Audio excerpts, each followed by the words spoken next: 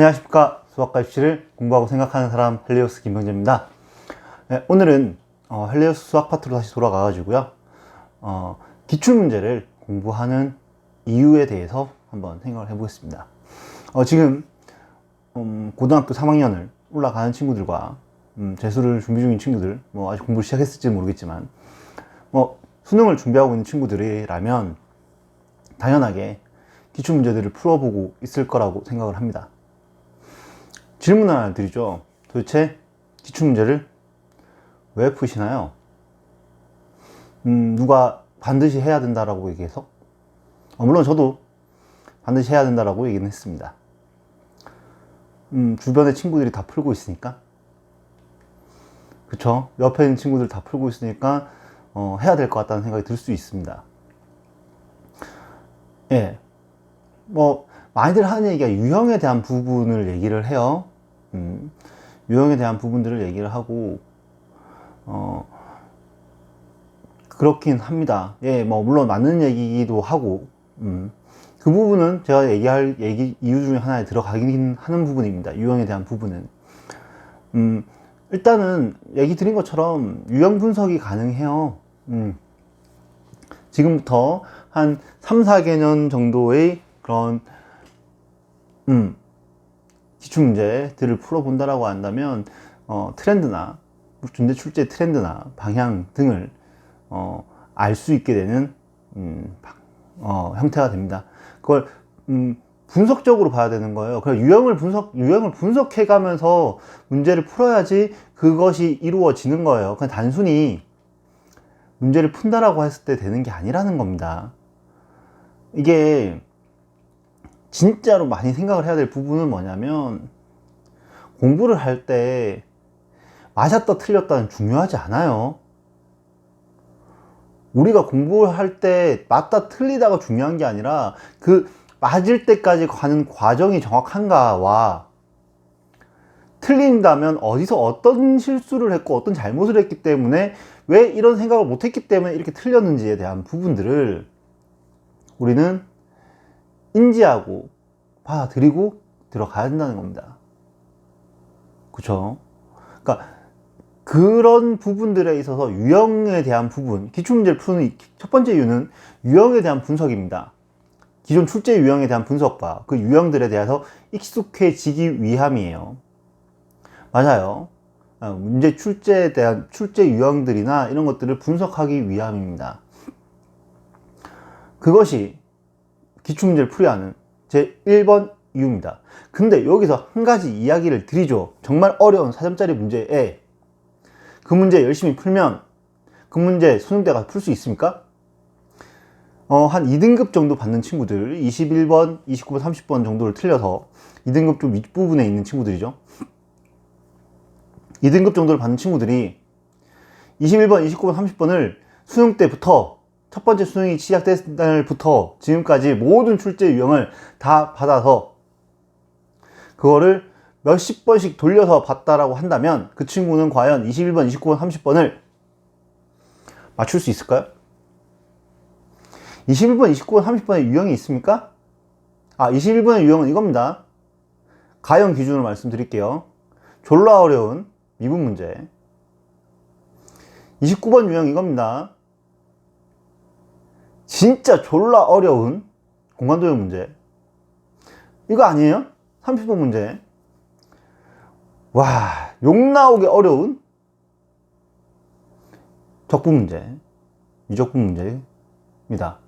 이게 유형이잖아요. 이 유형 분석에 대한 부분을 하면 뭐합니까? 그렇기 때문에 유형 분석에 대한 부분은 흔히 얘기하는, 어차피 아주 쉬운 문제들 제외하고요, 어려운 3점, 쉬운 4점에만 해당이 됩니다. 이런 방식으로 공부하는 친구들은 한 5, 6등급 정도 선에서 3, 4등급 혹은 2등급 후반 정도를 노리는 친구들이라면 이런 식의 공부 방법이 적절합니다. 자, 그 이상을 목표로 하는 친구들이라면 이 얘기를 반드시 좀 들어주셨으면 좋겠습니다. 우리가 그 수능 기출문제, 모의고사 기출문제, 평가원 기출문제를 풀이하는 이유는, 두 번째 이유는 그 문제에서요, 주어지는 조건을 활용해 가지고 다른 조건을 만들어내기 위함입니다. 수능 시험이라고 하는 것은 어느 정도 패턴화 되어져 있습니다. 그러면 그 조건들을 어떤 식으로 조합해서 이 조건을 어떻게 해석하고 이렇게 표현된 조건을 어떻게 해석할지에 대한 부분과 그 해석을 바탕으로 별도의 또 다른 조건들을 만들어내는 방향, 이 둘이 조합되면 이런 내용이고 이 내용을 얘기하려고 하는 거고, 이렇게 둘이 조합된다라고 하면 이런 얘기를 하려고 하는 거구나 라고 하는 형태의 생각을 미리 해보기 위함입니다. 이걸 구조화하고 유형화 시켜 놓기 위해서죠. 예. 조금 생각을 해 본다면,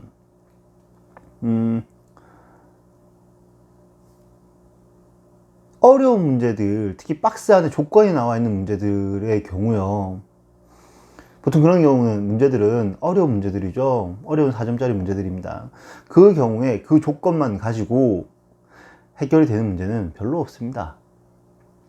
예, 그것만 가지고 해결되는 문제 별로 없습니다. 다른 조건을 만들어야 되든지, 그것의 해석을 정말 잘 해내야 되든지, 그런 형태로 문제가 출제가 되게 돼 있기 때문입니다. 그렇기 때문에 기출문제를 푸는 두 번째 이유는 이 조건들을 해석하는 요령과 그 조건들을 조합해서 별도의 또 다른 걸 만들어내는 요령을 익히기 위함입니다. 이거 되게 중요합니다. 예, 특히나 이거 상위권 1, 2등급을 목표로 한 친구들이라고 한다면 반드시 이 부분에 대한 체크가 필수적이라고 생각합니다. 마지막 이유입니다. 우리가 기출문제를 푸는 마지막 이유는 평가원에서 문제에 사용되는 용어를 정확하게 이해하기 위함입니다. 한번 질문을 던져볼게요. 문제가요, 수능 문제가요, 정말로 본인이 원하는 것을 다이렉트하게 물어본다라고 생각하십니까? 모의고사 기출문제가 본인들이 원하는 문제를, 원하는 사항을 다이렉트하게 물어본다고 생각하십니까? 그런 것도 있어요. 쉬운 것들. 근데 난이도가 올라가면 올라갈수록 물어보는 것 안에서도 숨겨놓습니다. 예, 물어보는 것 안에서도 그 정말로 정작 물어보고자 하는 내용을 살짝 숨겨놔요. 그렇기 때문에 문제풀이가 어려워지는 겁니다. 자, 이걸 이해하자는 건 뭐냐면, 얘네가 물어보는 게 도대체 뭔지를 알아야 대답을 할 거 아닙니까? 학교에서 여러분들 수학 선생님이 숙제로, 혹은 학원에서 숙제로, 과제를 내주는데 그 얘기를 아랍어로 했다고 칩시다. 여러분들 숙제를 할 수 있습니까? 할 수도 있어요. 대략적으로 오늘 배운 내용이 이거니까 대충 여기서 여기까지 문제를 적당히 풀어오면 되지 않을까? 라고 하는 것에서 시작해서 숙제를 해올 수 있죠. 그게 맞을 수도 있어요. 너 숙제 잘 해왔네? 라고 선생님이 할 수도 있다는 거죠. 그쵸? 그런데요, 그거요, 찍은 거잖아요. 그렇게 하는 것이 언제나 늘 100% 맞다라는 확신 없잖아요. 그겁니다. 100% 확신이 없는 거예요. 수능을 치면서 왜 찍습니까? 그러니까 몰라서 1, 2, 3, 4, 5번 중에 찍을 수 있고, 정말 몰라서 답을 찍을 수 있는데 왜 문제를 찍냐고요. 한글로 된 건데 계산이 필요한 게 아니잖아요. 이해를 하면 되는 거잖아. 근데 그걸 왜 찍고 있냐는 거죠. 그죠? 그러니까 그걸 찍지 않고 이해할 수 있는 요령은 평가원이 사용하고 있는 언어들, 평가원이 사용하고 있는 기호들에 대한 100% 이해가 필요한 겁니다. 그래야 걔네들이 도대체 무슨 얘기를 하고 있고 어떻게 내가 받아들여야 될지에 대한 부분들을 이해할 수 있는 겁니다. 이게 돼야만 수능 성적이 좋아질 수 있겠죠. 적어도 나한테 물어보고 있는 것이 뭔지는 정확히 알아야 나한테 물어보는 것이 뭔지 정확히 알아야 그 대답도 정확하게 할 수 있는 겁니다. 오늘 제가 수능 모의고사 기출문제를 풀이하는 3가지 이유에 대해서 말씀드렸습니다. 첫 번째가 유형분석이에요. 유형분석. 이건 많이들 하는 얘기이기 때문에 더 덧붙이지 않겠습니다. 두 번째는 조건의 해석과 추가적인 조건을 만들어내기 위함입니다. 세 번째는 문제를 정확하게 이해하기 위함이에요. 자, 요 3가지를 기본 생각에 두고 문제를 풀어야 됩니다. 이 3가지를 머리에 두지 않고 그냥 생각 없이 문제만 푸는 걸로는 아무런 도움이 되지 않습니다. 그냥 공부는 해야 되기 때문에 하고 있는 척을 하는 겁니다. 제발 공부할 때 생각을 하면서 합시다. 그리고 조금만 덧붙이겠습니다. 기출문제에 대해서 얘기할 시간이 없을 것 같아서요. 기출문제 쭉 푼 다음에요. 3월 모의고사 직전에 3월 모의고사 문제를 뽑아서 풀어보고요. 요 4월 모의고사 전에 4월 모의고사 문제들을 몇 개념 뽑아서 풀어보고 6월 모의고사 전에 똑같이 하고 9월 모의고사 전에 몇 개념 9월 모의고사를 뽑아서 풀어봅니다. 그러고 난 성적이 지성적인지 알아. 이것들이 니들이 다 봤던 문제를 거기서 푼 거기 때문에 그거 절대 네 성적 아닙니다.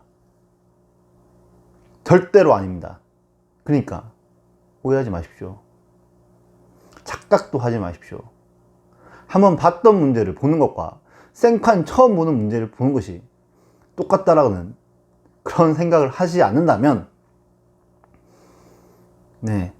절대로 그런 착각에 머무르지 마십시오.